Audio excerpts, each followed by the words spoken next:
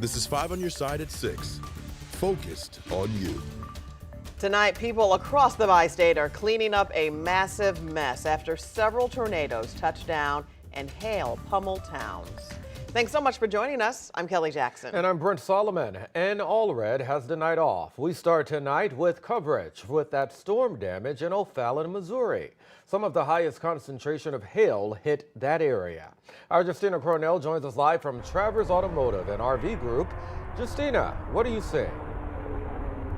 Well, lots of damage in this lot, broken windshields and dents in the car. Really, it's just a snippet of what we're seeing in the area today. We've had, storms here and there, but nothing this quick, this fast, this hard. Hail came down hard Thursday. 5 on your side's meteorologists say some sizes were similar to baseballs. Some of the larger ice balls can fall as fast to anywhere from 20 to 40 miles per hour. And Travers Auto and RV Group in O'Fallon, Missouri felt the brunt of it. More than 100 cars and 150 RVs are damaged. Those vehicles weren't the only ones hit. On the roof, we've got the siding, we've got fascia, we've got all the gutters, screens ripped, our pool cover. The truck was probably the worst, shattered sunroof and big damage on the truck. Lynn Schwain lives in the Walden Pond neighborhood nearby. She said their truck is brand new. We actually ordered it about 2 years ago, got it about a year ago after a 12-month wait. Now it could be totaled, and the blow is felt beyond that. Yeah, we got a new roof about 3 years ago, but it is going to need to be replaced again. She's on the lookout, not trying to lose even more money by potential scammers. We've seen dozens of trucks up and down the street all day. Three Brothers Gutters and Roofing co-owner Don Walker inspects a business Friday morning. Really, cars, I think, got the blunt of it. Roofs, obviously, in the O'Fallon area, it was really concentrated on the north side.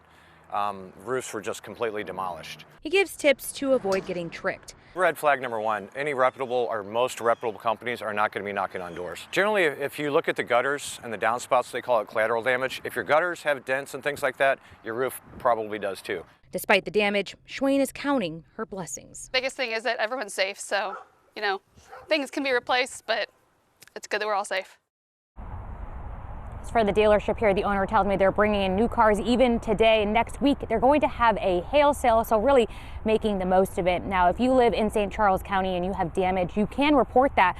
We have that information on our website, kck.com, and it can be found in the section as seen on TV. Reporting live, Justina Cornell, 5 on your side. All right, great work there, Justina. Well, hail broke through windshields and left numerous cars stalled along I-55 in Staunton.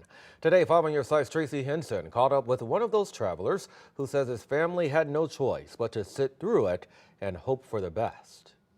This is just one of 2 cars they had in the Staunton, Illinois area at the time, and you can see the windshield is completely shattered, but the hood of the car, a little harder to see, are all the dents throughout it. Those dents are carried through the sides of the car and completely over the top. And all of a sudden you hear this giant boom, and this hail hits our car.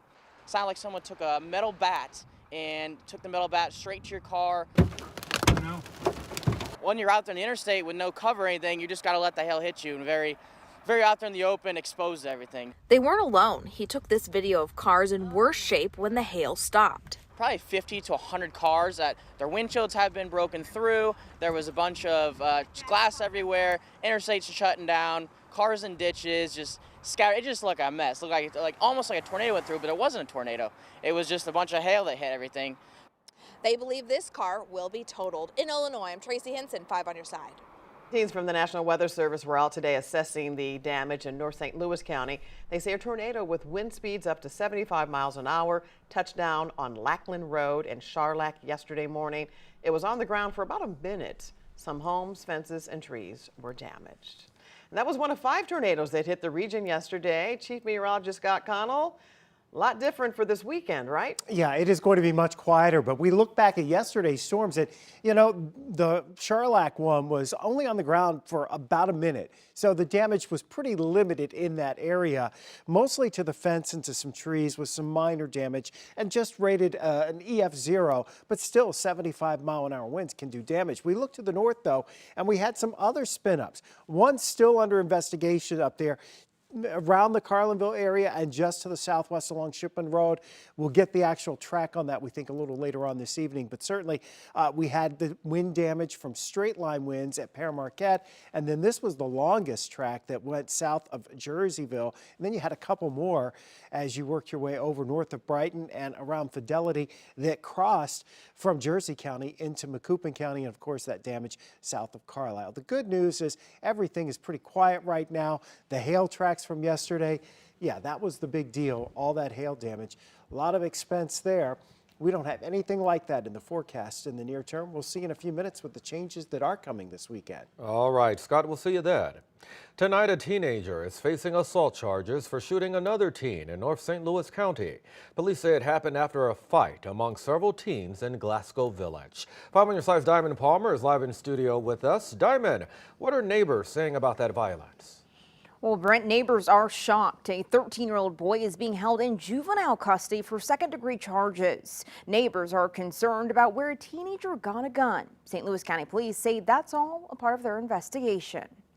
Over a little fight, you know, just fist fight. You mean you wasn't even fighting 5 minutes and now you shooting. This week's teen violence has also touched Glasgow Village. They need to think about what they're doing before they walk around just pulling triggers and shooting people. Yolanda Ritchie says she was a witness to a Wednesday evening shooting on Midlothian Road. Ritchie and her husband were home when they heard nearly 6 gunshots right outside of their home. The shooting happened 5 miles from the Jennings stabbing that left 14-year-old Justin Brooks dead, and 3 miles from the Hazelwood fight that left 16-year-old Kaylee Gain in critical condition. Well, by the time he said call the police, then he said they shoot. So, I'm dialing 911 and I'm telling them what we are witnessing, with the fight. And I heard the gunshots and they said that a kid was shot.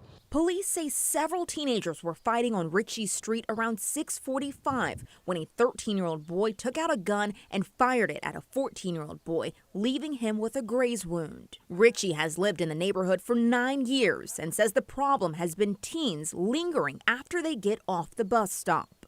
They gather.